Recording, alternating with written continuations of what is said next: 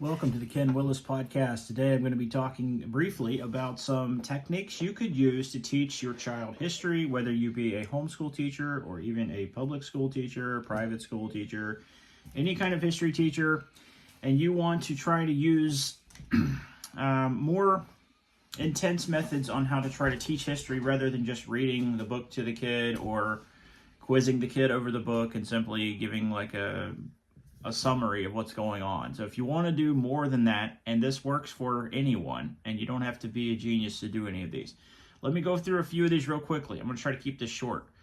One thing you can do is, of course, field trips. If you have access to a place like in your town, maybe a museum, and if you don't, okay, maybe there's nothing really famous in your town, try to get in touch with your local historical society. See if they have some actual artifacts, to see if there's a museum somewhere in town. And it doesn't have to be necessarily a museum of something really famous. It could be something like a textile museum, or even I think in Greenville here we have a Confederate museum, we have a upcountry museum, we have I think we even have a baseball Hall of Fame museum, actually. So I'm pretty sure it's still there and open.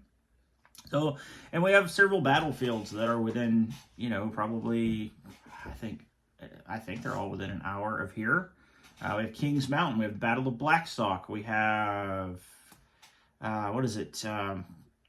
Kings Mountain you could get there. Cowpens. There's several others, like the Battle of Canebrake, okay? Not a whole lot to see there at that one, but still, there's stuff you could find. Google, historical markers, historical sites. There's things that aren't world famous, but yet they're important in their history.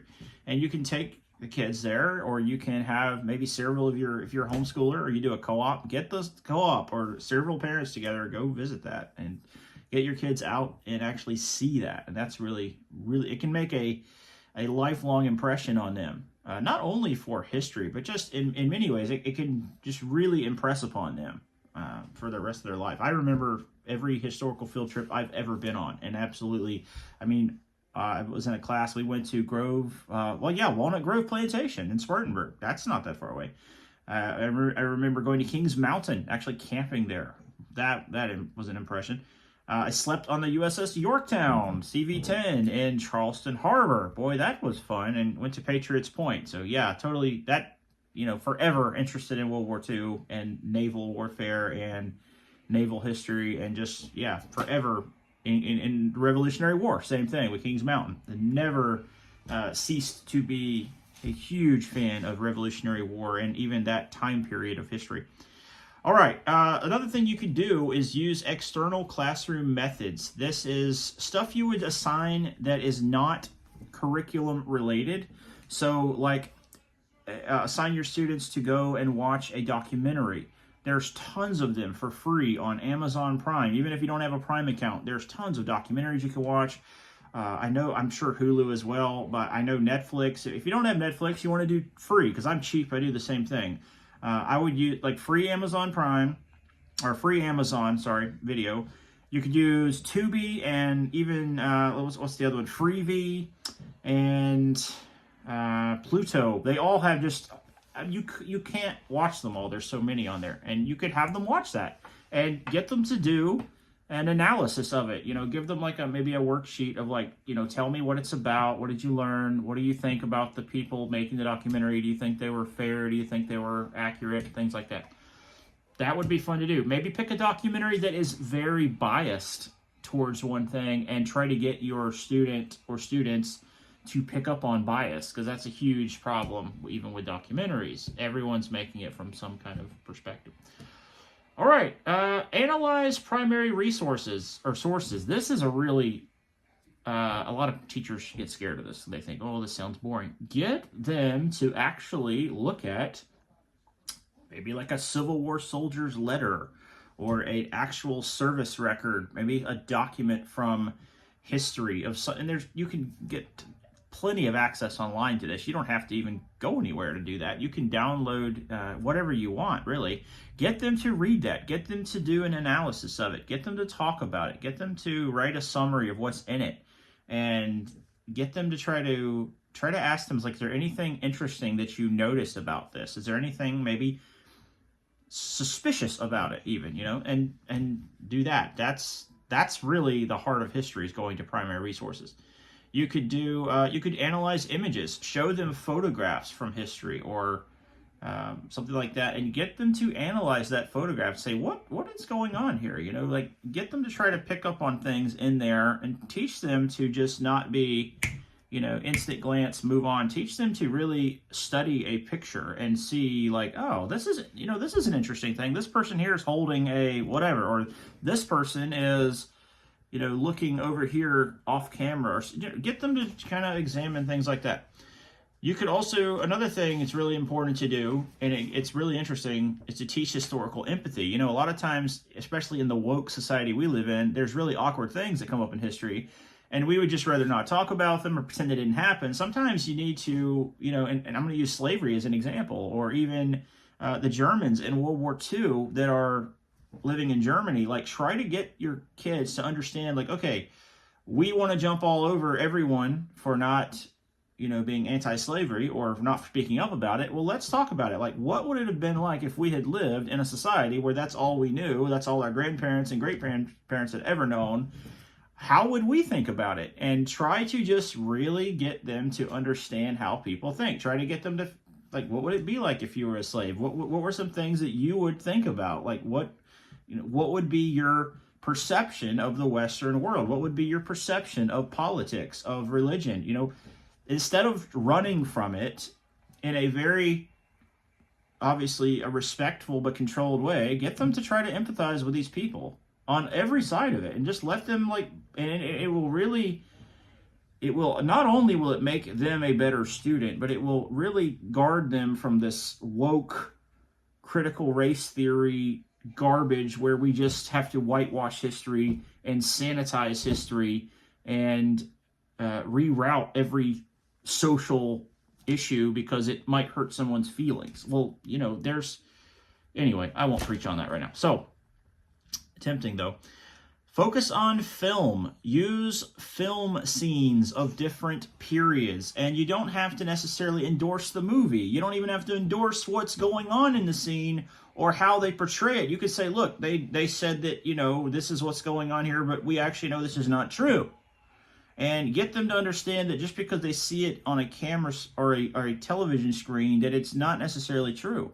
Show them several versions of the same event. Show them a scene from one movie, show them a scene from the remake, show them a scene from another director, and show them how they treat it differently. Explain why that director did that. Was this director operating off of limited knowledge? Perhaps, like, you could show, I'm just going to use an example of, like, Davy Crockett and the Alamo. You show them the old Disney one. You show him swinging, going down, fighting. You show them the John Wayne version where he runs in and blows himself up, which is totally all right. And then you show them the new 2004 version where he is executed by Santa Anna's men after the battle. So you can explain, like, why are there different endings like this? And you can explain, well, at some point we actually didn't know about a letter that supposedly tells that he might have been executed, and maybe the director didn't know. Maybe the director didn't care. Ridley Scott, shout out.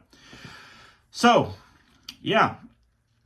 Next thing you could do, use visual media. This could be any kind of other thing other than a movie. This could be a documentary. This could be a commercial that even kind of plays off that. This could be any kind of video clip or audio clip or anything like that could be used. Do role-playing where you, the teacher, pretend that you are a character from history. You could have your kids, you could assign them, say, we're going to do a role-play event where we all pick different characters or whatever, and we're going to come in and we're going to have conversations and have question and answer as if we are those people. So you're basically teaching them how to be in a sense, like a historical interpreter. You're going to teach them to say, okay, I want you to answer questions as if you are Benjamin Franklin living in the 1700s, okay? And that's going to really help them generate a lot of critical thinking and also help them be interested in learning about their character, because they're going to now have to answer questions from the perspective of a person living in that environment. And that of itself is very positive for their educational well-rounded experience. Also use memory aids if you can give them some kind of maybe like flashcards, or that's an old school thing, but it does work. You can also give them some kind of, like, maybe teach them a song if they're younger kids, even older kids. I still remember things that are in songs for history that helps me. Maybe to find a song. You can go on YouTube, just find a song that teaches, like, maybe the names of the presidents or whatever it is, and you're just reinforcing their memory. It's not going to be the fix-all, but it is a reinforcement. Maybe you can find like a game that they can play online, and I know a lot of us don't have that kind of time in our classrooms to do that, but if you have airtime you need to kill, give them a thing like they can play. I know Kahoot is a really popular one. I know at my school the kids love Kahoot. I don't use it as much for my older kids. I really don't. For younger kids, though, it's a great thing. All right. Also, transform the history class into kind of a story. Try to make the history into a story. Don't just read facts. Try to tell a story. This is something you as a teacher have to do. You have to thread your lesson together like a story. Let it flow. Don't just say, and in this year, this person did this. Try to connect why these things happened.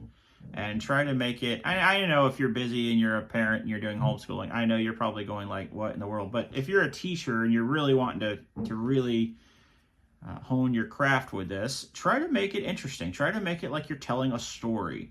And if you're not good at that, spend time around somebody at Christmas or Thanksgiving who's a good storyteller, like in your family. If people love to hear someone tell a story, you need to find out why they like that. You need to listen to that person and just really pick up on some of their techniques and their nuances. They may not even know they're doing it, but there's something they're doing that's getting everyone's attention to where they want to listen to this person. And so if you can make your students feel that way about you teaching history, you've got them on the hook, and it'll be very difficult to lose them.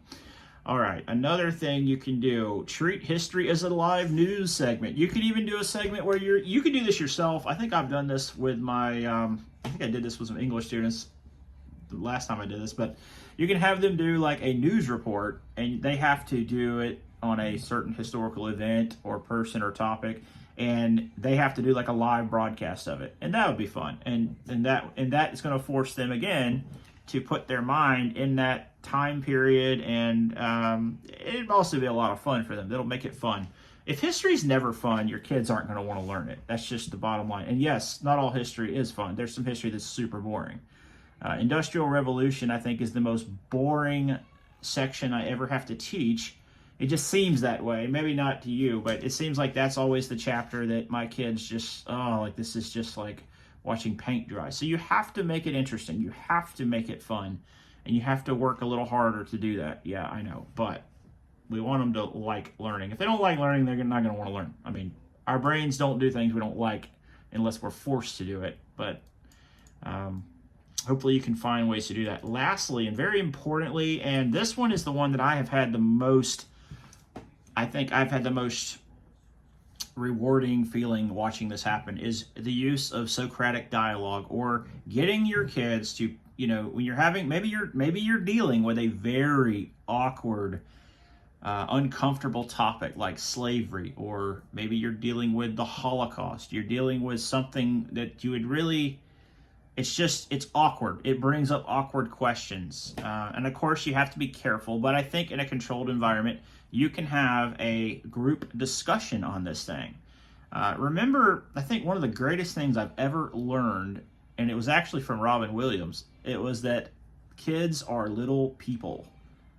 Students are little people. They are immature to a degree, yes.